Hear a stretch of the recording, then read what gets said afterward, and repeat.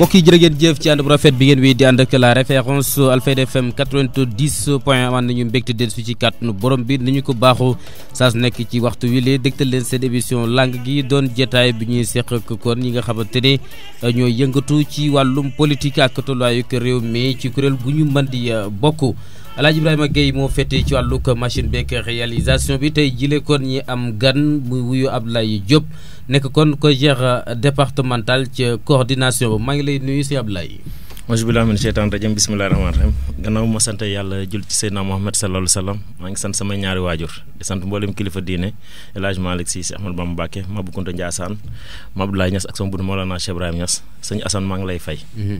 yaa mbégte di la dalal ginnaaw bu ñu la waxee déwénati ak tabaski bi ñu bàyyi ko. waaw ñu ngi leen di baalu àq di leen baal àq di leen indil tamit baalu àq ak baal àq bu co-gère départemental yëpp. maanaam mbooleem jeune APR yi nekk si département Kaolack yëpp. Abdoulaye ñuy waxtaanee co-gère mu mel ni kon am na ak tëradi gu ci am tëradi gi mooy daanaka légitimité bi yow lan moo yoonal sax nekkin ci bopp co-gère départemental en tant que coordonnateur. merci parce que loolu moom dama ci sawar a tontu bu baax. parce que yenn saa yi nga dégg ay ñeenti jeunes wala juróomi jeunes génn taxaw wax gars yi ne waa co-gère tas na wala affaire yooyu noonu may xamal fii ñëpp ne. loolu ñi koy def ay mer ngemb lañ parce que li may wax ni yéen a ngeeg audio yi ñeneen ñi ngeeg image yi ñun bi ñuy taxawal co-gère départemental 2014 la bi ñu koy taxawal dañ koo def ba defuñ AG bi fenn mais stade lañ ko defee moom mooy salle de conférence bu fa nekk ñu woo ñëpp ñu ñëw toog ba ki fi ñëw keroog di wax muy sama frère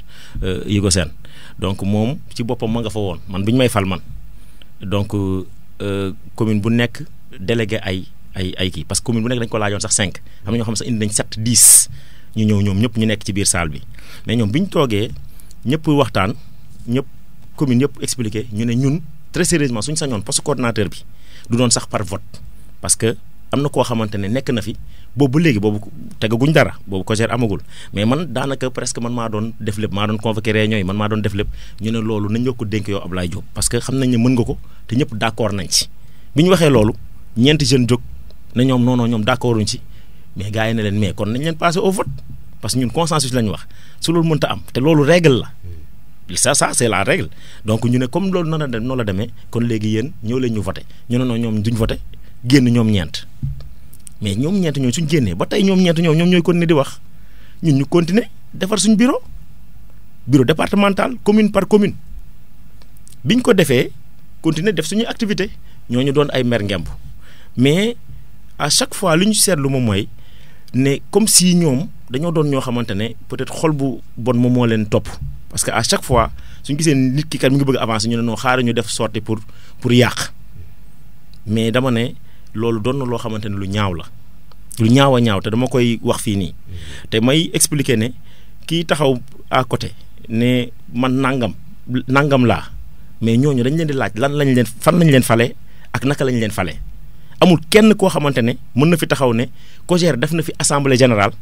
te nekkul ne ñun ñoo def assemblée générale bi ñu dañ ko def sax ba chaque année le 7 avril bi moo ci mujj chaque année dañuy def assemblée générale ñëpp ñëw ñu def ko assemblée générale d'information wax ci parti bi wax ci lépp te may préciser de passage que ni à chaque fois soo déggee ñeenti jeunes yu ma lay wax noonu ne génn rek wax rek dañuy attaquer ne poste lañ bëgg wala ñu war a caser fenn wala dañu war a jox xaalis ñun loolu doxuñ ci parce que ñun bi ñuy ànd ak président Macky Sall 2008 la boobu métti na trop ñu bëri fii ñuy wax fii nii di tël 2014 lañ dugg ci parti bi man mën naa ci wax lu bëree bëri parce que man parti bi dama ko xam donc xam nga tey kon yow soo ñëwee 2014 wala 2013 xamoo ci parti bi dara nga tëb bëgg nit ñi xam la da ngay wax rek di teel di dem mais ñun li ñu jàpp mooy lii suñ force moom mooy ne ñun nous sommes unis ñu ngi continuer di doxal dégg naa nag peut-être saa yi toog fii nii wax ne non parce que commune nangam ñetti commune la lim ne moom am na fa ay nit ne non ak yeneen commune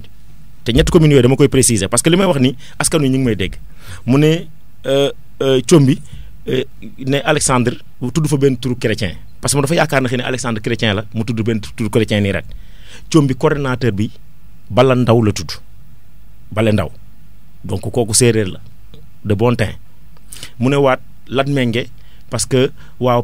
Andel Kitaan nangam Andel Kitaan je le précise Andel Kitaan nekkul Cogère te Andel Kitaan ëpp na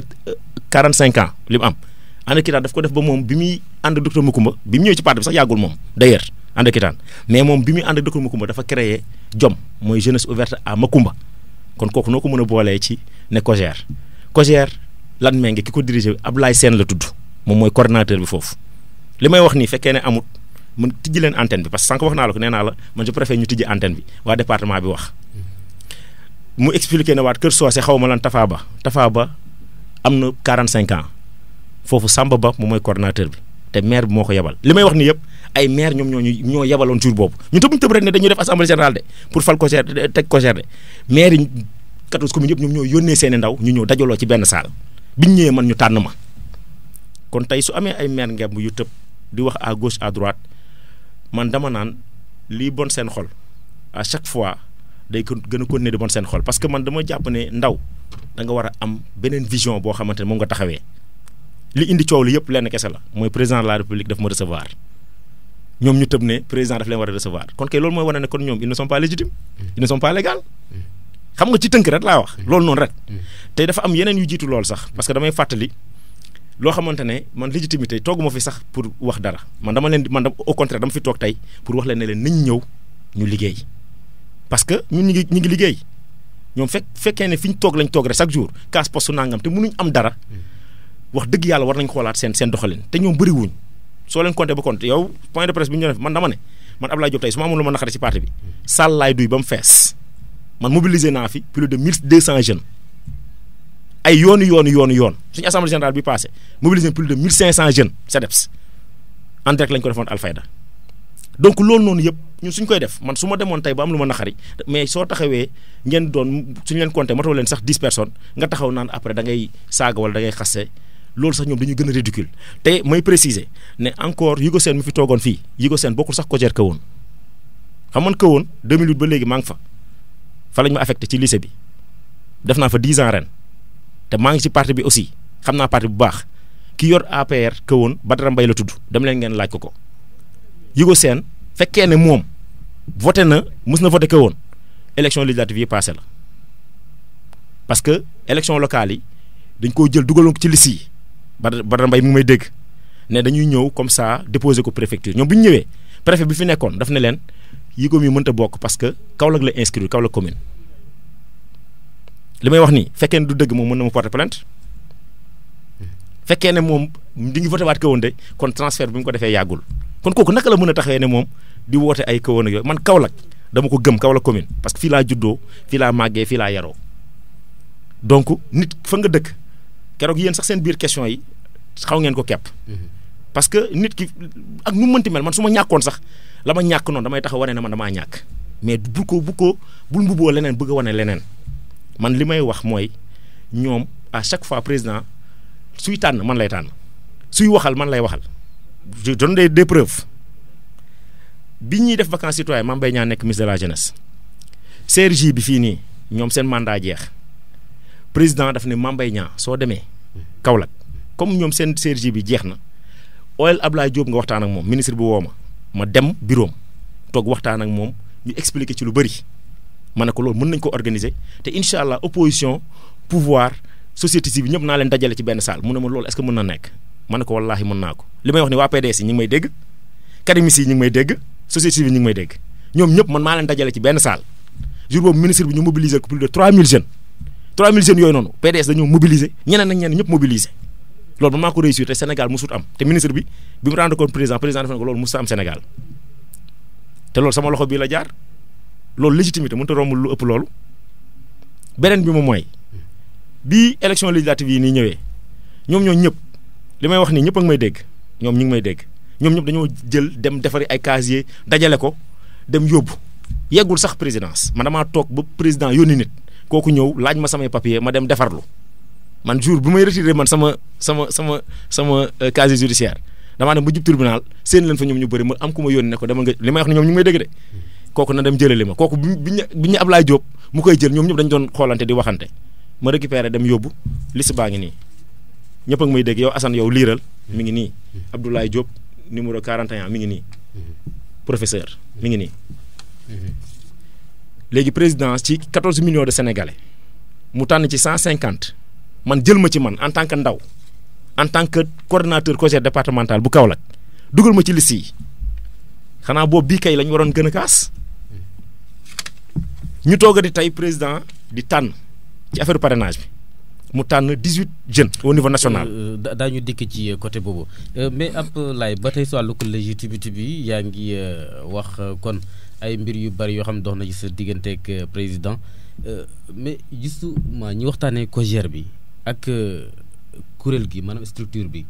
lan mooy charte yi nga xamante ne moom moo koy doxal ci la sukkandiku ci règlement intérieur bi. très bien règlement intérieur bi loolu sax dama koy wax parce que même keroog dégg naa sax ñoom dañuy wax mais xamuñ sax COJER c'est départemental commune sax mënut am COJER commune. mënut am COJER déedéet commune collège lay am. ok kon ñoom xamuñ sax texte yi lan la. commune boo gis collège lay am comme soo xoolee tey département Kaolack 14 communes ñoo fi nekk commune bu nekk collège la war a am collège yooyu noonu ñooy dajaloo mu doon convergence ci tubaab convergence mooy am ndaje yu bëri yu daje loolu mooy convergence donc convergence boobu noonu nag mooy loolu département bi yëppay daje mais tey soo nekkee benn commune taxaw ne non man waaw man COJER laa nangam fekk yow xamoo sax texte yi lan lay firi ba pare aussi may préciser également ñoom dañ koy wax parce que dama leen koy jàngal pour ñu ëllëg bu ñu defaat erreur yu mel noonu tey ku ci bëri soo waxee mu ne ñoo sensibilité parti bi ko reconnaître sensibilité parti bi texte yi statut yi amul sensibilité. amul bootu ci gën amul loolu. wallaay la Azim li may wax nii yàllaa ma tiim. président keroog daf koo wax daf ne bu leen doon jeune kenn barke alxuraanu karim doon leen jeune parti bi man li may gën a métti mooy su ma toogee dégg kenn man jeune diw laa kon man dama jàpp ne tey ñoom ñu toll foofu ba léegi. nit ñi raw nañ leen te aussi nañ xam ne à chaque fois nit ñi dañ leen di xool di leen ree parce que seen comportement ak noo xam ne ñi ngi koy def keroog dégg naa ku nekk di wax ne non parce que waa président daf ñu war a recevoir nangam affaire yooyu noonu président suy recevoir day recevoir ku correct président suy recevoir day recevoir ku am dignité ku am responsabilité pour nekk ci terrain bi tamit di liggéey ñun élection législative yi nii dañoo inscrit 11 851 personnes COJER départemental te li may wax nii je prends à témoin les autorités étatiques. man dama doon toog am na yoo xam ne secret yoo xam ne bëgguma ko divulguer mais dañ doon inscrire plus de 100 par jour te li may wax ni ñoom ñi ñuy wax noonu naan ay quelques nii dañu ma doon fekk préfecture di dem ci àll bi di fekk ci sous préfecture yi kii COJER yi responsable yi donc tey soo ñëwee toog yow da ngay toog sa kër ba heure bu la neex nga jékki-jékki rek ne non xaaral ma menacé pour am dara loolu dafa passé loolu tax Abdoulaye Wade ngay def loolu de Macky Sall xamul loolu parce que Macky Sall Abdoulaye Wade xëy na yërmande moom moo taxoon soo yuuxoo rek mu ne la kaay jox la xaalis nga dem ñoom ñii noonu la ñu dundee tey soo xoolee leader boo xamante ne koo xamante ne bëgg nga attaqué kenn rek da ngay woo ñaari jeunes war kii jox leen 10 000 leen attaqué leen loolu dañ koy waxtaanee seen biir ñoom même leader yi keroog Omar am na lu mu fi wax ne diw nangam yow yaa àndoon ak Moon Njaay Raxma kooku toog fii moom bëgg dénigrer Moon Njaay Raxma naan non Moon Njaay nii nangam soo yow loolu déjà war nga ko sax rusa wax rajo parce que yow soo taxawee ne dama àndoon ak moom àndatuma ak moom te yow ñu mën la limal keneen ak keneen te je le précise am na yoo xamante ne ñu xam nañ ko ci politique waxuma ay vie privée du ma ko kii te dama koy waxaat fii Yugo Sène sama frère la ñu bëri dañu foog ne politique bi du politique de man dama am déception ci côté moom parce que ni mu réagir moo ñaaw parce que yow jiitaluñ la defaluñ la dara nga génn ci biti ne non man tamit damay wax nangam parce que am na ñu nekk si ginnaaw nag di la ruux ne la non Ablaye Diop combattre ko man benn nit mënu ma combattre te nga am ay mbooloo sa ginnaaw depuis lycée li may wax nii depuis lycée 2001 lañ commencé ànd man ak moom fii depuis lycée bañ dem université man ma dem école normale bàyyi ko université moom après mu jaar ci enseignement bi dem ma génnaat ñu affecté ma ko woon moom mu ñëwaat ci parti bi 2012 élection présidentielle moom laaj leen ko Cheikh Soumounu bu ko woon moom la doon àndal te pourtant boobu nee na moom APR la yaay Fatou Diagne mi ngi may dégg moom la doon àndal te pourtant nee na woon APR la te pourtant yooyu yëpp dañ ko gérer parce que xam lan laa jàpp man dama jàpp ne kii suñ frère la am peut-être dafa bëgg lu mu am foofu rek na dem jël ko garaawut chance am la mais dama ne képp kuy xaar Ablaye Diop ci muy responsable keneen ñëw di la ñaan wala mu lay topp pour def ay déclaration saaga nit du mës a am. wala képp ku ko yaakaar ci jeune COJER yi nii. jamais de la vie parce que gars yi dañoo am dignité seen kii. te aussi ñi ngi suturlu ñu ci bëri ñi ngi liggéey. ñi ngi jaay ñi ngi ci leneen ak leneen. donc politique nag soo amul ndëgër laay amoo xëy amoo gont. wala yow xëy ba nga am la nga am ci as tuut doyu la. da nga bëgg lu ëpp loolu chaque jour dañ lay manipuler. ñun nag doxuñ ci loolu. mais Abdoulaye COJER ak njil ci kaw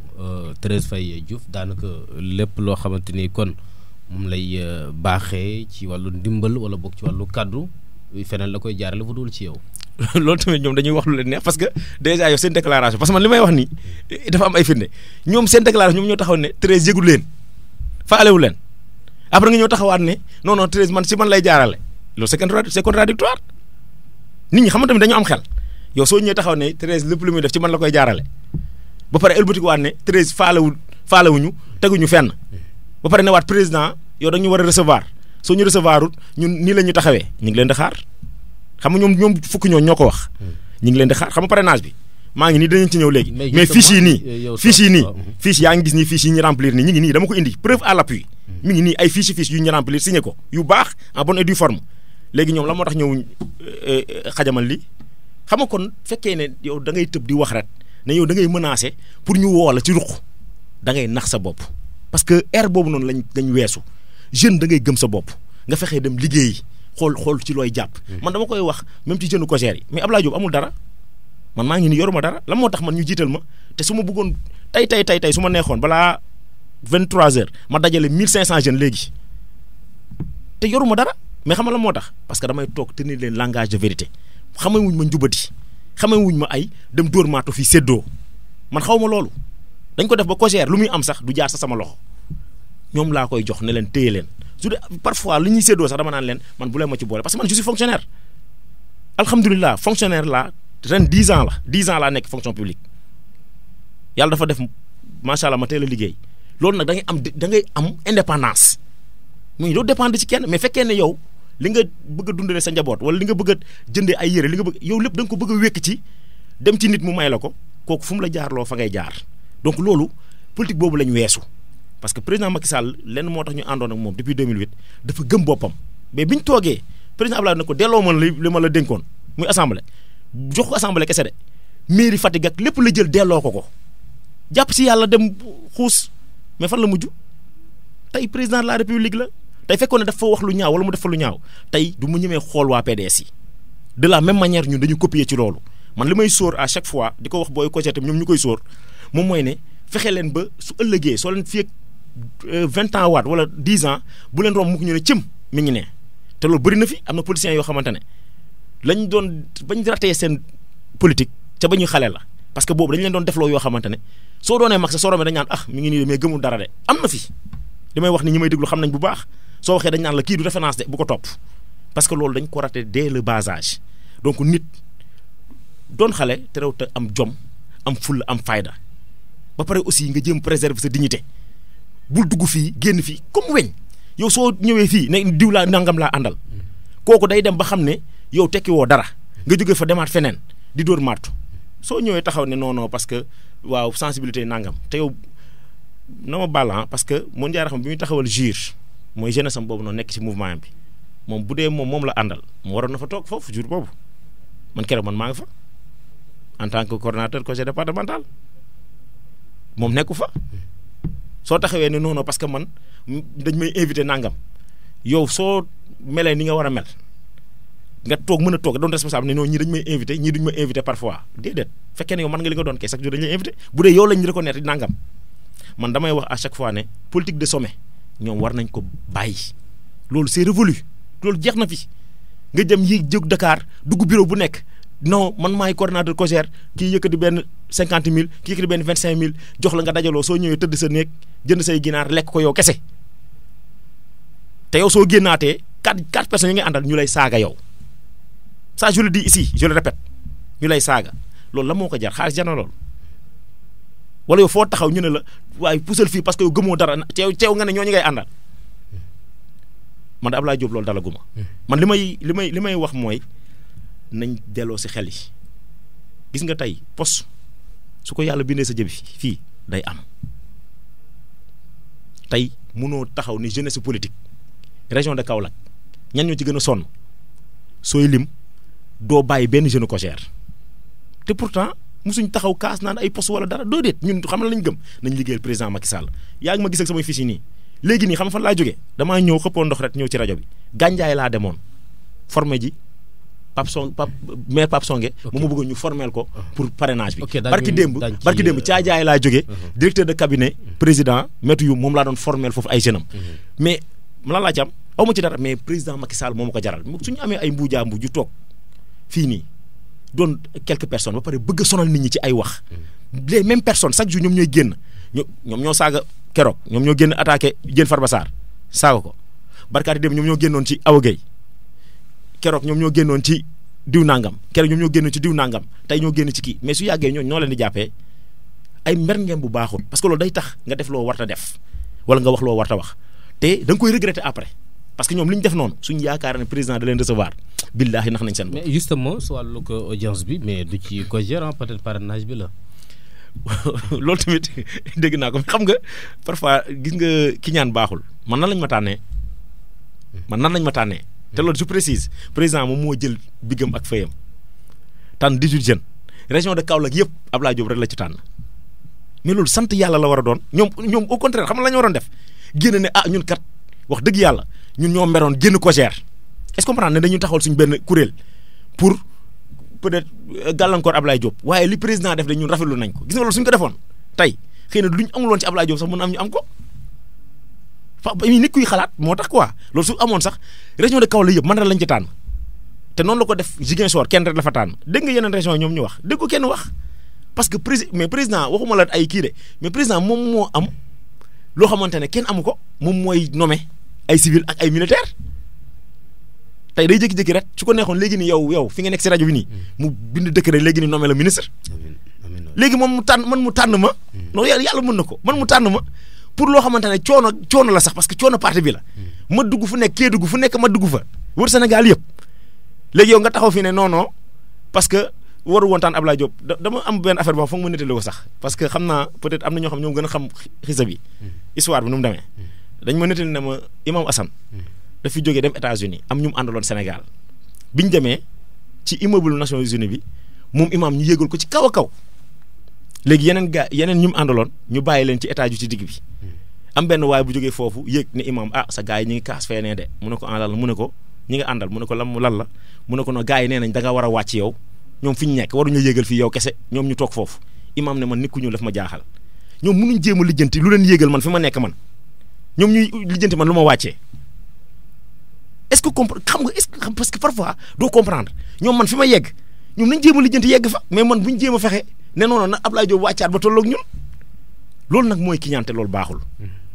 man li ma gëm mooy lu yàlla dogal ci doomu aadama yi day am gis nga ñoom li ñuy def nii jaar nii responsable ku nekk ñu dem fa wax dóor marto affaire yoon su ma ko doon def man raw mën naa fii man Abdoulaye Diop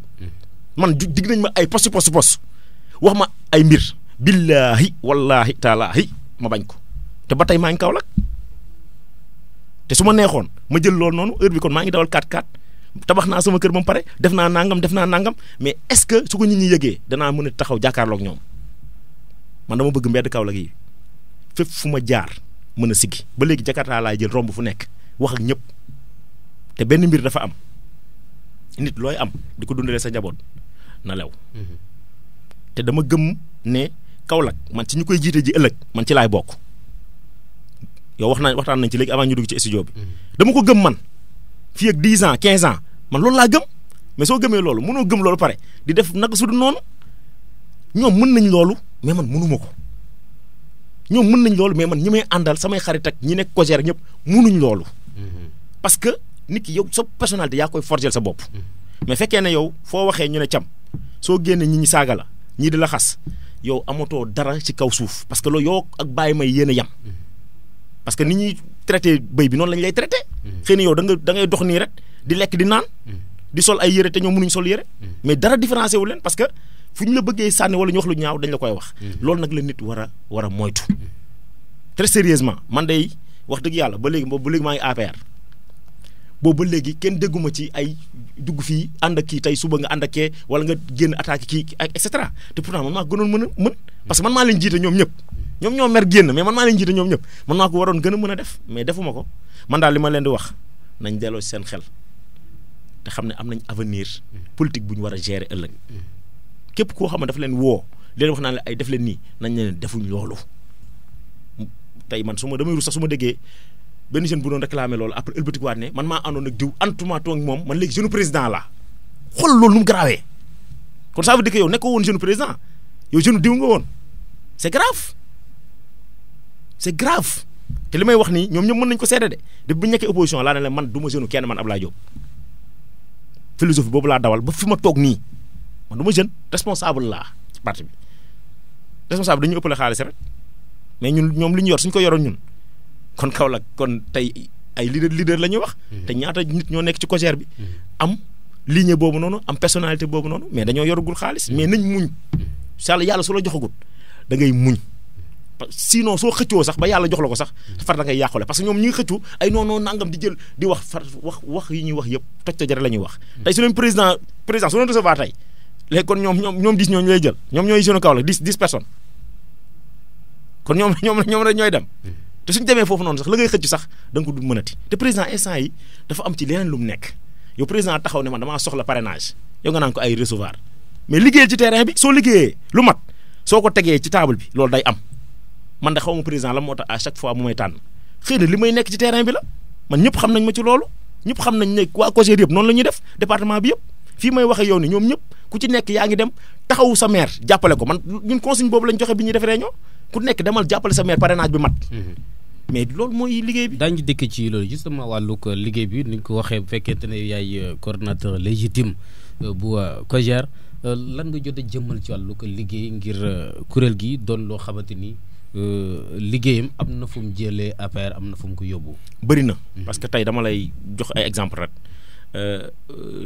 yàggul dara li may wax nii xëy na Cheikh Babacar waroon na fi ñëw parce que ñun dem nañ sax bay xarafal ay xale ci social. def nañ fi ay dépistage pour jigéen ñi ñu ci bëri jour boobu am nañ peut-être ay 3 cas yoo xamante ne yu avéré xëy na loolu mënoon na continuer nekk ci jigéen ñooñu cancer du col de l'utérus ba mu lor leen te jour boobu noonu lañ ko xam. te may remercier de passage docteur Rose Wardini parce que en collaboration ñun ak moom la woon. ñun def nañ fi lu ne mayoo sax maye nañ ko li may wax nii ñu ngi ñuy dégg waa ASC bi nekk fi sur fonds propre ñun ñoo am suñuy mayo joxe ko Ifragel bu njug mbay ASC boobu noonu ñun jox nañ leen fi ak IFAN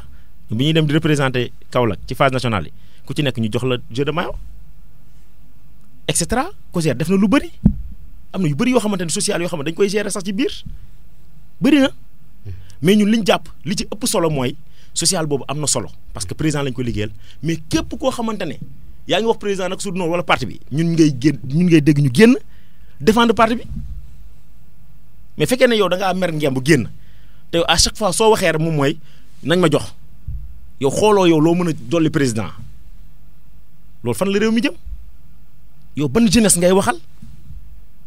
parce que ñun paa yi waxtu ñoo ñoom ñun jeunes yi la ñuy waxal suñu rakk yi ak ñeneen nit ki da ngay am comportement bu rafet xam naka ngay doxalee mais COJER moom structure bi li mu fi def bëri na daaw ci heure bii engrais laa dem lijjanti ci ñëw commune yëpp ku ci nekk am nga engrais dem def seen tool yi ñoom biñ bayee ba pare indiwaatuñ ko fii de c'est parce que ñoom foofu lañ ko yemale ba pare séddalewaat ko ci jeune COJER yi mënu ma ko woon jël dem ñëw yemale ko sama bopp mënoon naa ko def ak yeneen yoo xamante ne am na tey soo demoon Google soo tapé COJER départemental de Kaolack wala nga tapé Abdoulaye Diop da lay génne lu bëri loo xamante activité ñun ñoo ko def fi ñuy référendum bi oui ou non bi village au village département Kaolack ñun taxaw nañ fa kawoon bu ñu fa ñëwee saa yi laaj leen ko moom fan la nekkoon bu ñu ñëwee kawoon ñun caravane maire lañ àndal dugg kawoon wër yëpp. moo leen dalal gisuñ ko sax keroog bi ñuy def formation ci parrainage bi maire bi muy yónnee maire kawoon moom bokku ci yeneen ñaari jeune COJER la yónnee muy Cheikh Faye ak Aliou Diallo Cheikh Faye boobu moom mooy conseil moom moo nekk président conseil communal de la jeunesse bu kawoon bi ñu samp loolu noonu Yugo mii nii di wax nii tey naan ay mooy coordonnateur dafa dem jàppale waa PDS Cheikh nekk APR ñun ñu ngemb ko mu gagné affaire bi xam nga kon defetam moom chaque jour day gën a am man dama koy wax na dellu si parce que wax naa la léegi nii man ak moom dañoo yàgg mais politique jarul yenn yi am xaalis bi ngay am nii da nga koy lekk mu rees est-ce que comprendre nga bu la dara jaral loolu bu la ko responsable wax wala dara dellu sil nga ñëw toog rangé wu moo gën nga toll fële fu nekk nga wax ba tey yow ku nekk soo waxee suñ tuddee sa tur sax dafay dumóoyu loolu dafa ñaaw rafetut te man ku ko wax dara man daf may metti fi may wax yow ñoo bokk école xam nga kon gis nga lu yàlla def ñu demaat ba mu njëkk fekk si waat ma man ci école bi ñibbi si moom fa mu dëkk te ba tey ni mosu fa def manifestation lu fa am ci jeunesse man la ñuy parrainer man en tant que professeur mais su may def loolu noonu xëy na maa ngi koy liggéeyal sax moom su jéngi woon tuuti ret ko woon dana fa am dara mais dem leen def micro trottoir ko woon ngeen def micro trottoir Kaolack bi ma dëkk ku ci nekk ngeen tudd ko ñu xool nan lay demee. kon man problème légitimité moom. parce que man affaire li tax ma wax loolu. parce que lu ñu tudd turam moom moo tax sama ma ciy dugg. mais man très sérieusement sama doomu ndey la dañoo yàgg man li ma jàpp mooy lu rafet moo war a am suma diggante ak moom. ñu waxtaanee wàllug parrainage bi ban cër lan la ci dénk ak ci gan anam lan la ko dénkee. très bien parce que président wax naa ko léegi bi mu tànnee fukk ak juróom-ñett. ndaw yi Sénégal yëpp bi ñu demee moom si boppam moom moo defaral boppam ay groupe mu def ko 6 groupes bi mu defee 6 groupes groupe bu nekk am kenn chef de groupe man nekkoon chef de groupe bu nekk région de Dakar bi parrainage bi commencé ñu commencé région de Dakar au niveau de Kaffrine am problème Tamba am problème bi ñu ñëwee ba Rufisque man bi ma tollee Rufisque la ma waa pôle bi woo ne président nee na nañ constituer benn équipe spéciale mais nga jiite ko yow comme ça fu nar a am problème yow nga dem fa Sénégal àndal ak sa ñaar ñi nga àndal nga dem fa mën a fay loolu man mujj gi man maa gën a méttile man parce que fépp foo xamante ne groupe jaar na fa former rek balaa suñ génnee su nar a am problème man maay dawaat dem former leen ba pare jubóole leen loolu ñibbi si waat Kaolack damay ñëw fanaan xëy delluwaat mais au moment où ñuy def loolu am na ñaari nit ñett ñuy nekk fii di wax naka su xanaa di yàq tey nekkul loo xamante lu yomb la wax naa la ko léegi nii man ci laa jóge léegi nii li may wax nii am na ñoo xam ne ñi ngi biir Kaolack bi ñuy dajale gars yi fii nii di leen former ci mairie bi yàlla xam na ne li may wax maa ngi koy dégg de ñi ñu tuddee ne ku ci nekk jeune bi nga boo àndal responsable boo àndal ñoom ñëpp man maa jël sama téléphone bi woo leen man maa leen woo man Ablaye Diop maa leen woo maire yi man maa joxe seen numéro ñu woo leen depuis Dakar ñu yónnee ku nekk ñaar ñu dajaloo mairie Kaolack ñu former leen fekkoon ne tey aw ma esprit de dépassement dama naan diw nangam du ma ko woo diw nangam du ma ko woo mais politique amul loolu man dafa am loo xamante ne je suis makis mais soo gisee lu rafet ci kenn rek da nga koy copier dama dégg benn histoire ñu ne président Abdoulaye dafa toog benn jour yëkkati dara ne diw nangam dama yóbbul ma ko dans soxo mu ne ko noonu président kooku chaque jour mu génn si rajo yi saaga la ko waroo ko jox dara mu ne ko woo loolu politique la demal nga joxal ma ko parce que dafa feebar na faju politique wax la rek gars yi dañuy wax nii rek mais la ñuy def ci suuf xamoo ko man loolu laa gëm man ba tey nii jàpp ma ne ñoom sax peut-être nangam dama jàpp ne rek xëy na ñoom dafa am lu ñu bëgg tey suñu leen joxoon poste bi ñuy wax mën na am ñoom dañuy jaare fa bàyyi politique man nag suñu ma joxoon poste ak suñu ma joxut yëpp man damay politique xam nga kon bokkul man dama am ambition Kaolack koo xamante ne moom tey lay xool peut-être moom li mu jàpp mooy suñ ko joxoon benn poste chargé de mission te loolu moo gën a tuuti ci li nga mën a gañ chargé de mission yow ñu jox la ko nga taxaw naan ay non war nañ jox ay poste chargé de mission kooku vraiment limité wu nga bon à chaque fois yi ñu tëb ñu ci ñenn ñaa naan non dañu war a jox poste direction te ñu koy wax noonu ñëpp kenn amu ci diplôme amu ci diplôme bu ñu ko mën a joxee direction parce que loolu tamit balaa ngay ñëw di yóotu benn affaire day fekk nga am diplôme boobu noonu wàllum parrainage bi nag président Macky Sall nekkul loo xamante ne lu mu créé la daf ko fi fekk depuis Senghor 1963 la parrainage amoon soo bëggee doon candidat président ñu dem ba 1992 mooy code consensuel bi ñuy wax Kéba Mbaye ñëw waxtaan seeg ñëpp gars yi d'accord ne léegi kon nañ ko def képp koo xamante indépendant nga ñu laaj la 10 000 signatures mais Kéba Mbaye visionnaire la boobu dafa ne leen sax est-ce que duñ ko généraliser ci parti yi ñu ne non parce que li mu doon sóor depuis boobu bu ñu ci génnee 1992 ba léegi yow soo bëggee doon maire Sadio avant loi bi nii soo bëggoon doon maire Sadio da ngay dem àbbi ji récépissé wala ñu luyee la ko 500000 wala 1 million nga dem présenté wu te yow bokkoo ci parti boobu xam nga loolu moo gën a grave nag faux usage de faux mental mooy loolu parce que yow ñëw nga ne man récépissé tel parti ngi nii APR ngi nii te yow fekk yow bokkoo sa APR nga dem gagné mairie bi mais loolu mooy nax sa askan autant tey yow nga dem uti ji ay signature ay nit ngemb la nga doon candidat soo ko matalee nga ñëw gagné soo gagné moom ñëpp nañ xam ne yow fi nga war a jaar nga fa président loolu la wax tey yàlla daf ko jox raison parce que tey soo xoolee biñ ne candidat à la candidature maanaam ñi nga xam ne dañu leen war a ngemb pour ñu doon candidat en 2019 ñaata la fi mu ne nii mën nañ 103 léegi tey su am loi bi amutoon ñaata candidat mooy am suñu amee 250 candidats nag parce que amoo droit ne dit waratoo doon candidat te ñu ci bëri liñ ci bëgg mooy su loi bi amutoon soo doonee candidat présidentiel ñëpp lay gis tey Trump ak Macron ak Merkel ak ñëpp dañuy gis ne Sénégal am na élection ñu gis xoolal Assane Touba ngi nii Sëñ Gueye ngi nii et cetera Omar Cissé ngi nii loolu la ñuy wax suñ paree même soo amee 1% yow nit ñi xam nañ la pare mën nga dem sax di dóori marto ci kaw mais loolu c'est pas sérieux après yow deru Sénégal ngay yàq te président de la République nekkul n'importe qui de yàllaa koy fal mais ku koy uti war na nekk n'importe qui parce que ku koy uti moom ku mu neex mën nga ko doon mais yàllaay tànn mais tey suñ doonee 100 et quelque parrainage bi amut mais Sénégal fan la jëm 47 listes yi bi ñu ko amee problème bu rëy lañu amoon mais dina bàyyi fii laaj leen ñoom mais benn kilifa mën na ñëw taxaw am 70 ans mën a taxaw ay 15 minutes pour door a voter wala mën a taxaw 30 minutes pour mën a voter loolu amut fenn am na ñoo xam dañoo feebar am et cetera jour bu vote bi yow mënoo ñëw mën a tenir loolu yow jeune nga da ngay entraîner mais yow suñu la taxawloo woon 30 minutes sax nga toog ak yan condition lay demee école bañ koy defee xamoon ndax naaj bi dana tàng xamoon ndax et cetera facteur climatique yi yooyu noonu yëpp da ciy am mais tey suñ ko réduire askan wi tànnal boppam mu doon lu raisonnable ñii ñu xam ne ñii ñoom ñoo am 53000 signatures yi mën nañ dem dafa baax parce que damay joxe chaque jour benn exemple soo xoolee Tunkara bi nekk 2S moom ñaata signature la amoon am na plus de 56000 signatures bi mu utee jee moom parce que indépendant la woon législative yi passé mais bi ñu ko votelee amul sax benn député kon moom da doon dem noonu di ñaan nit ñu parrainé ko rek mais mujjul fenn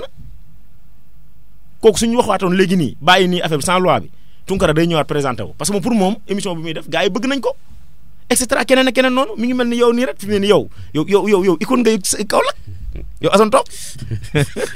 dëgg voilà mais problème bi Abdoulaye ci wàllug parrainage bi dafa bëri lu yoo xamante ni dajewu ci carte d'identité yi daanaka dajewu ci ñàkk xam ngi ci wàllug signature bi ak tamit signature yi ñu nekkoon dafa war a niroo mais lu bëri leeru ci bopp askan wi. non loolu lëna mun si bopp askan wi de. seulement dafa am ñu nekk à côté di wax naka su dul noonu mais suñu bàyyi woon askan wi rek. ku nekk dana comprendre. yow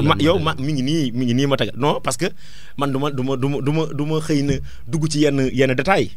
mais mi ngi nii fiche baa ngi nii. dañ lay laaj sa tur sa sant sa numéro carte électeur sa numéro carte d'identité CEDEAO ak fi ngay voté. bu dee commune Kaolack nga def commune Kaolack nga signé signature bu nu roog sa bos mais nañu wax dëgg nag Assane. loolu moom lu normal la parce que tey yow soo demoon banque nii di fayeeku soo jëlee sa chèque signé ko soo joxee gars yi su nuróowut suñ xoolee ordinateur dañ la koy delloo. da ngay changer chèque ba keroog signature bi di nuróo. waxuma laak nag loo xamante ne yaay tànn président de la république xam fekkoon ne tey dañ ko bàyyi nii am na ñoo xamante ne wër nañ di ramasser ay carte d'identité ñooñu sax xamuñ sax esprit parrainage lan la parce que soo wëree di jël ay carte d'identité di ko dajale après nga ñëw toogaat war a demaat nit kooku noonu na la signéel nit ki au moins suy signé sax war na mën a am benn flair bu ndaw wala benn affaire bu ndaw sax boo xamante ne yëg na ko ci candidat boobu noonu mu signéel ko parce que fii ak quelques mois élection yi day ñëw te may préciser ne ñi seen carte d'identité génnut loolu buñ ko def njaaxare parce que dana génn parce que parrainage bi 4 mois lay durer loolu tamit dama koy leeral parce que ñu bëri xamuñ sax kañ lay yem mais fi ñu commencé nii ba le 26 décembre lay yem su weesoo 26 décembre kenn dootu inscrire rooti te sénégalais nag nañ xam ne war nañ teel a signé mais signéel tamit la bonne personne muy président Macky Sall parce que am na yu bëri yoo xam ne def na ko fi réalisation yu bëri na. yoo xamante ne def na ko. daañu dëkk ci loolu leneen ci wàllu parrainage bi ba tey mooy ndax ku parrainé wu rek doo wote. déedéet loolu tamit dañ koy leeral mën nga parrainé sax candidat te doo ko voté loolu laa wax léegi nii ci kaayu Tunkara bi. Tunkara ña ko parrainé woon yëpp voté luñ ko mais suñ ko voté mu am député mu doon député parrainage bi tamit c'est la même chose mën nga parrainé nit mais doo ko voté 2019 mën nga toog bañ a parrainé mais da ngay dem voté ji parce que vote moom droit citoyen la xam nga lii su la neexee nga def su la neexul doo def mais vote moom yow yaa yor sa carte d'identité yow yaa toog xalaat ne man kat war naa mën a dem voté parce que citoyen nga dem voté ji mais parrainage moom forcé wuñ kenn parrainage bi yaay xool candidat yi nga parrainé su la neexee nga ne man parrainé wu ma nga toog jàpp sa ñàmbur donc loolu kese la mais nag amul benn risque bu ci nekk loolu foog ñu leeral ko askan wi ñu ci bëri dañoo foog ne ay soo parrainé mais non tëj kaso bi dañ ne waroo parrainé ñaari yoon te loolu tamit nañ wax ne dëgg la ñun xamante nañ Sénégal fii parce que mën nga parrainé kii est-ce que comprendre keneen toll fële jox la xaalis nga parrainé ko keneen ne la waat fee ne nga parrainé ko loolu moom noonu nañ ko éviter surtout man sama tante yi ak sama yaay yi ñoom laay gën a waxal parce que ñoom ñu nekk ci mbootaay yi ñu ci bëri dañuy ñëw ne mbootaay diw kenn si ñi diw nangam da moo ñu seet si kooku ñëw ngeen jox ko lépp mu yëkkati benn 100 000 jox leen ngeen lijjantiwaat ba keneen ñëwaat ñu ne diw nangam daf ñuy seet mu ñëwaat ngeen joxaat ko lépp mu joxaat waat 100 000 loolu nañ ko moytu parce que suñ ko moytuwul mën nañ ci am problème ëllëg donc loolu nañ ko éviter suñ xasee ba signé benn yoon buñ signé waat ku ñëwaat nañ ne ko ñun signé nañ ba pare donc loolu tamit wax dëgg yàlla baax na askan wi xam ko waaw mais luñ jëm ci wàllu parrainage bi gars yi ne ab galgal la bu président roof opposition bi ngir wàññi leen lan ngay tontu si loolu man dama ne loolu ñu koy wax dañuy wax lu leen neex parce que parrainage xam nga moom créé wu ko non doonu sax loolu wallaay la azim doonu loolu parce que dama la wax léegi nii raison yi tey fi mu ne nii ñaata candidat lañ am à la candidature tey fekkoon ne candidat kese la xam nga fii candidat à la candidature la maanaam tey ñu ngemb la pour yow nga mën a doon candidat 2019 mais fekkoon ne loolu amul mais ñaata kon candidat la ñu am ni 103 candidats 103 candidats yow yéen waa Alfayda sax mënoo leen couvrir ñooñu yéen ñii ret amoo leen matériel leen couvrir RTS amu ko keneen amu ko ba pare day dem ba lëndëm ci xelu nit ñi loolu dal nañu ci élection législative yi dem nañ ba couleur yi parce que yow yaay tànn sa couleur ñii dañuy tànn marron ñii tànn beige ñii tànn orange ñii tànn blanc dem nañ ba couleur yi sax dafa dem ba xaw a nuroo yéen ñi ñëpp li ñu ma wax nii ñi ngi may déglu ak yow mii sax xam nga ko da ngay dugg si di laajte sax yow sa bopp parce que da ngay gis couleur yëpp nuroo te couleur yi nag nañ waxante dëgg couleur yi nag moom mënoo fexe ba am 103 couleurs yu bokkut loolu amul fenn donc kon foog ñu raisonnable tey États-Unis mais ñaari bloc moo fa am suñu présenté ñaari candidat ñoo fay am ñu ñëw ñu tànn kenn France su bëree ba bëri ay 10 candidats la ñu am mais Sénégal bu tuuti bii même pas 16 millions de citoyens de personnes ñuy am ay 100 et quelques candidats loolu ëpp na loolu moom très sérieusement ëpp na trop donc lii filtre la boo xamante ne dafa baax te may préciser aussi ne parrainage nekkul ne pour élection présidentielle kese la parce que loolu tamit ñu bëri dañoo jàpp ne soo waxee dañ naan non parce que Macky Sall nangam dafa bëgg éliminer mais élection locale yii di ñëw nii képp ku soxla mairie bii da ngay dem uti ji parrainage ba pare door a doon candidat pour door a gagner mairie bi élection 2022 yoo xam yi nga xamante ne législative la képp ku bëgg a doon député da ngay dem uti ji parrainage nga door a doon candidat pour doon député kon kay du présidentiel kese mais gars yi dañuy jël comme ni ñu defoon ci référendum bi naan noonu dafa am ay article boo xamante ne affaire góor jigéen la tëb wax ko pour yàq mais loolu moom yaakaar naa ni ngeen def ni daf ci baax parce que ñi nga xamante xam nañ ci as tuut ñu ñëw sax wax ci pour askan wi ñu gën leen yee ñoom ñu xam naka lay demee. formation bi ngay def ci ban formation la naka la ñuy defalee formation bi. waaw mais moom mooy comme nii rek yow fi mu ne nii xam nga da nga xamoon ci dara. te instant yi man expliqué naa la te yaa ngi nii team fiche yi. yaa ngi nii di xool yow dèjà fi mu ne nii rek leer na ma ne soo jógoon fii léegi nii soo yoroon sa fiche yow su la neexee nga commencé collecté. ñun noonu lañ def parce que ñun tamit parti lañ yor. coalition lañ yor xam mënuñ toog ni croiser les bras ñun liñ gëm moom mooy nañ tëb comme ñun gannaaw buñ ci xamee dara nañ fexe kii suñuy ndaw ñoom ñu dem xamale ko suñu militant ak suñu sympathisant ñoom ñu parrainé président Macky Sall ngemb ko loolu kese la ku ko deful nag aussi te xam naa ne lenn moom maa la koy xamal Assane na opposition bi fexe ba ñu ci bëri suñu déposé seen fiche yi ñu rejeté ko xam naa loolu dina am dinañ toog fii nii naan ay non parce que nangam fiche yi naa nga fekk dañ ko defee moo baaxul wallaay la azim lii c'est très technique. yow ñan ngay former opposition bi yëpp wala affaire rek ngay former. déedéet opposition bi man aw ma ak ñoom affaire man sama wujj du ma ko sëlam loolu du ma ko def ma ko parce que ñoom tey suñu amoon appareil ñun li ñu am ak liñ xam ni ca astuut ñoom duñ ñu ko wax instant yi ñun suñ bos xam man wax naa la ko nii te gis nga sa bopp xëy na ñoom xamuñ ñoom lu ñu préparé à côté. mais man kay du ma former opposant parce que ñun bi ñuy former dañu former pour ñu former waa suñu coalition. pour comme ça ndaw yi préparé wu. te yàlla dafa def ndaw yi ñu former yëpp ndaw yu taxaw lañ ñoo xamante ne pare nañ pour mouiller le maillot pour parrainage bi mën a président mën a am parrainage bu doy jàll. lan la ñuy wax ci parrainage bi fichier électronique la yoo xam ne ci feuille mën nga ko ràññale. waaw feuille yi moom mi ngi nii. feuille yi moom mi ngi nii. yaa ngi koy gis. waaw mais am na fichier électronique. fichier électronique bi nag moom mooy ñun suñu amee suñ banque de données la ñu am dañ ko fay dugal ñun gannaaw bu ñu defee fii suñ fiche ba pare ñun dañ koy dugal ci électronique bi suñ duggee ci électronique bi kay léegi am nañ ko ñun suñ machine suñ banque de données. léegi ku dikk jàkkaarloo ak moom léegi ñun suñ ko amee si clé mën nañ jël suñ clé boobu ñoom ñëpp jox nañ leen ko da ngay jël clé boobu dem yóbbu conseil constitutionnel ñoom ñu dugal xam ne lii kat mooy 65000 yi nga xamante mooy bu Macky Sall jeex na loolu kese la. mais signature yi naka lañ ko mën a ràññalee ak signature yi ni ñu bëree signature yi ni ñu mën a wuutee. sëñ Assane. sëgëm ordinateur. wala kii sëñ ma day def brouillon ba noppi doo ko écrire au propre. non loolu moom ñun ñoo xam ñun nu ñuy tojee suñ bopp jënd parce que xam naa ne instant yi su ma la ko waxee tamit. xam naa gars yi ñu ngi déglu pour mën a copier mais daal li ma mën a wax daal mooy. yow déjà am na ay fiche yi nga gis ne mi ngi nii. fiche yi 10 lay def yu ci bëri mi ngi nii dama ñëw wan la ko. li xanaa dañ ko pare woon affaire bi gaaw na de. déedéet non pare wuñ ko mais ñun dañoo am suñuy nit parce que xam lan la sëñ Assane bi président lancé affaire beeg léegi def na ay fan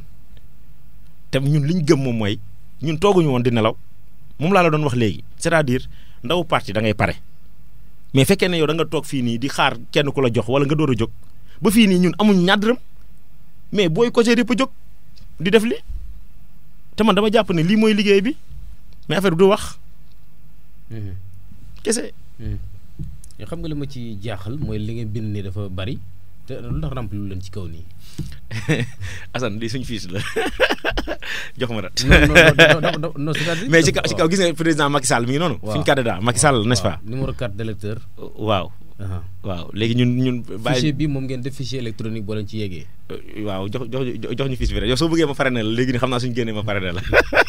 mais fi mu toll nii déjà démb ngeen tàmbale ci ni nga ko waxee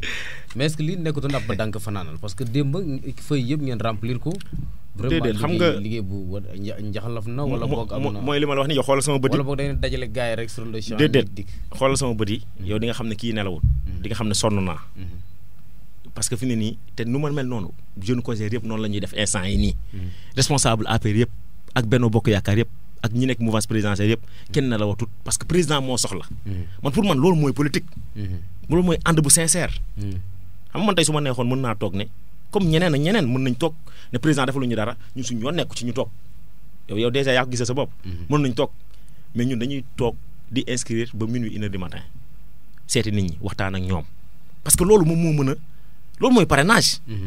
man instant yi nii suñu paree émission bi man danaa waxtaan ak yow su ma mënee jël sa signature léegi dama koy jël yóbbaale ko parce que déjà def naa porte à porte dugg naa Alfayda ba pare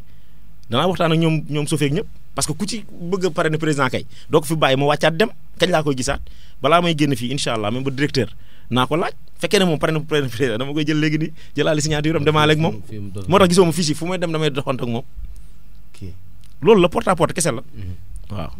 Ablaye Cogère ci waxtaanee nañ ko ñu waxtaanee nag affaire di parti bi est-ce que toogaayam dëgër na ci Kaolack bu ñu waxante dëgg. nu APR. man dama ne Kaolack marron beige dafa am couleur marron beige mais xam nga la moo yàq mbir mi mooy xuuloo xeex ŋaayoo wax ju ñaaw. ay ndaw yi xëjawul ci seen biir. non du ndaw yi. ndaw yi sax ñoom affaire bi mag ñi la jógee. daanu si ndaw yi mais ñun ndaw yi ñun ñëpp benn lañ woon amuñu woon problème. mais bi ñu demee ba ay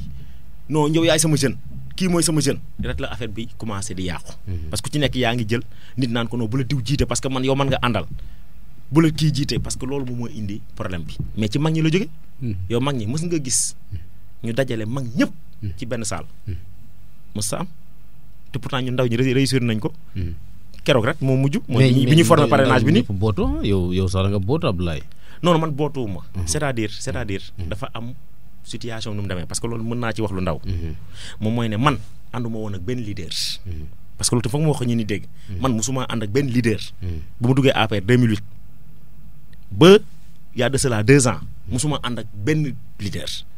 leader yi fi nekk yëpp mën nañ ma seedal loolu tamit koo ci invité fii laaj ko. nga beroon saa bopp. non bari moom sama wàllu parce que man dama jiite ne non du ma féete fenn. mais loolu dama koy wax fii mu doon exclusivité si yéen. mooy ne parce que man Alfayda moom mooy suñu lépp ñun Kaolack. man dama toog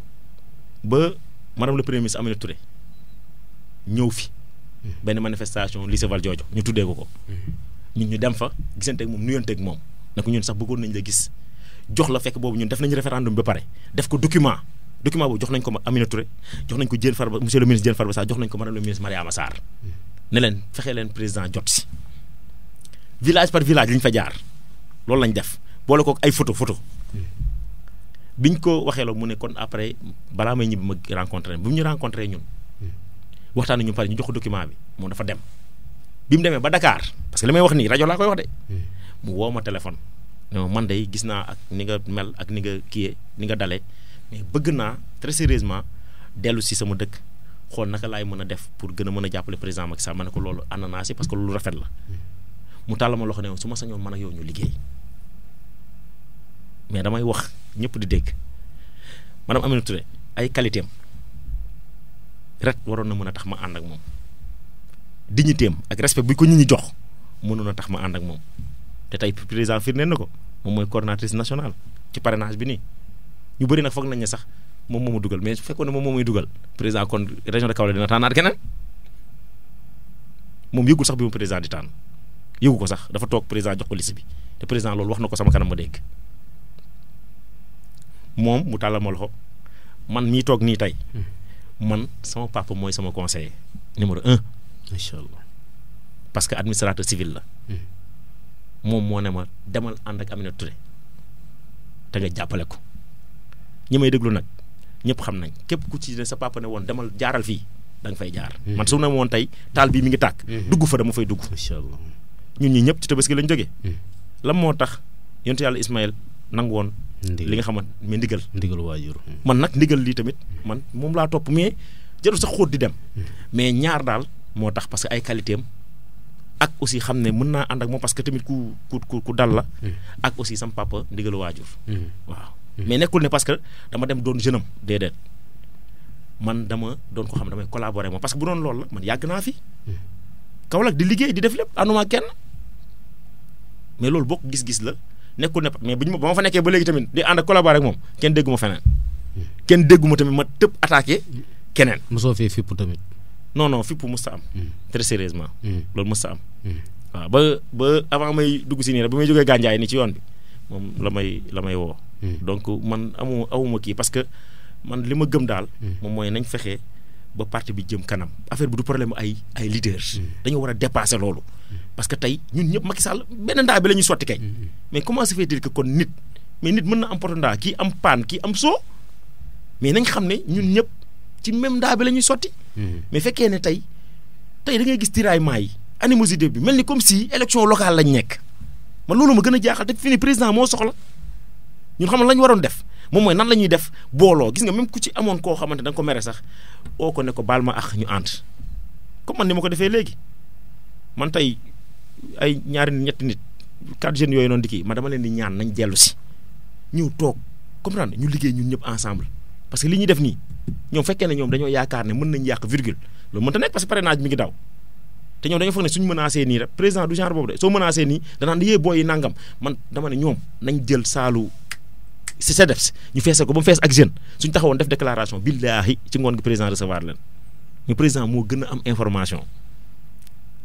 président tey su ma la waxee ne la billaahi wallaahi taalaahi ne jeunes yu bëri présidence man dañ may woo man di ma wax ci yenn jeunes yoo xam man dama naan sax man fan nañ xamee ñooñu te loolu ñëpp xam nañ ko man daal li ma jàpp mooy ku nekk daal na nga am dignité te nga liggéey ci terrain parce que liggéey daal c'est le travail paye soo ko defee daal yaakaar naa ne lu bëri li nga xamante ne yow bëggoon nga ko sax dina weesu sa njort li ngay am waaw. ñu wax mbirum Khalifa Sall ak Karim Wade rawatina Khalifa Sall président fi mu toll nii foto na ko ba mu ne dong Karim Wade fi mu toll nii galgal na ko ñoom fi mu toll nii moom dootuñ sëgg bëri ci làmb ji jaadu na. man rapidement 5 minutes moo ñu dese. non man li may wax rek moom mooy ne. ñu bëri dañu def amalgame ci loolu président Macky Sall tëjul tijjiwul lenn de moom xam naa ne am na ko. moom mooy pouvoir discrétionnaire am. moom mooy ne tey nit procureur de la république am benn dossier defar ko pare ñëw tegal ko moom ci table am moom su boobaa moom mën na xool dossier bi ne lii kat askan wi lañ lor mu jël dossier bi jébal ko justice mais su ko xasee ba jébal justice pare na ci. kaay Khalifa Sall ñun ñëpp dégg nañ Khalifa Sall toog ne moom reconnaître na ne moom moo jël xaalis bi. fan la ko reconnaître mais tribunal loolu la wax daf ne moom réellement utiliser na xaalis bi moom jël na ko mais askan wi la ko jox loolu kay sëñ Assane yoo xam nga ci dara Khalifa moo def déclaration boobu. waaw chaque jour 1 million. waaye loolu taxul na mun a sàcc la. non mais attends parce que bu ñu ko koy jox xaalis bi lan lañ ko wax xam nga yow Alfayda fii ngay liggéeyee. waaw fekkee ne yow yaa nekk gestionnaire Alfayda. directeur ne la non mais exemple laay joxe. directeur ne la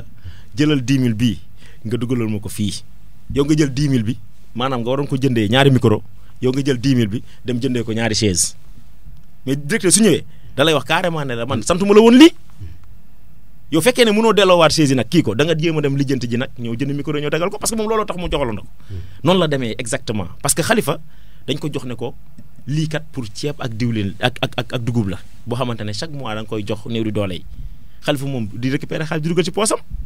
ba pare peut-être di defee neneen. Abdoulaye déet. non mais sëñ Assane. sëñ Assane xaaral ma wax la. parce que yow tey moom. kan moo mën a waat ci alxuraan ne Khalifa 1 million yi chaque jour su ko jotaan askan wi la koy jox te mais xoolal liquide lañ ko doon jox nekkul lii de Mbaye Touré dafa wax lu leer naññ daf ne liquide laa ko doon jox nii compté ko jox ko xam nga kon am na loo xam ne lëj na ci man dama ne même bu fekkee ne 1 million la sax. war na mën a toog. moom assumé parce que tey nekkul loo xamante ne dañ ko bëgg a nii rek ñëw indi ko mbirum mairie bi tamit démb décret bi président signé loolu c'est très normal xaaral ma ñëw ci loolu parce que Khalifa depuis kañ ñu ngi ko tëj ñaata mois ñu ngi ko tëj te président yi bindaat décret ne moom prolongé na mandat conseil yëpp fii nii élection yi 1er décembre 2019 xam nga ñu ngi si 2018 1er décembre 2019 la élection yi war a am mais mairie de Dakar ñëpp xam ne dafa sooxe xam nga gars yi chaque jour ci lan lañ nekk. liggéeyatuñ chaque jour li ñuy def mooy non nañ jóg dem marché wala ñu kii mairie bi doxatut recettes yi commencé daanu mais président nañ wax dëgg su boobaa dina bind décret. moom dindi ko ñoom su leen neexee nañ falaat keneen même premier adjoint bi. mais Khalifa Sall nañ ko fa bàyyi moom mu doxal affaire yi au moins moom dina am pouvoiru de décision pour mën a jël yenn ki mais ki nekk kaso chaque jour ñu yóbbul ko courrier mu signé. ba pare yéen ñëpp ngeen buubu chaque jour ngeen dugg ci àll bi. xam nga naan ay noo nangam ñii bàyyi mairie bi fële. naan noo dañuy campagne yi xaw ma lan libéré Khalifa Sall. mairie bi di sooxe mais nañu waxoon dëgg. foofu foog ñu bind décret bi génn ko. Abdoulaye daanaka waxtu yi daal ni ñuy sëkkatal fi mu toll nii leen 2019 yéen lan ngeen di wax waa Kaolack. balaa may wax waa Kaolack Karim Wade wax nga ci. non nañ ñëw ci bii quoi. waaw nañ jeexal boobu. lan li ñuy wax waa Kaolack c'est-à-dire lan ngeen teg ci loxol Kaolack ci liggéey réalisation lu président def loo xam ne dana tax waa Kaolack joxaat ko 2e mandat. bëri na parce que tey yow man yoonu gànjaay bi université bokku ci. non attends c'est bokku ci xaaral ma wax la université bi bul jël ñaar yooyu rek xam nga fi ne nag mu limal ñaar. non pare gu ma limaatal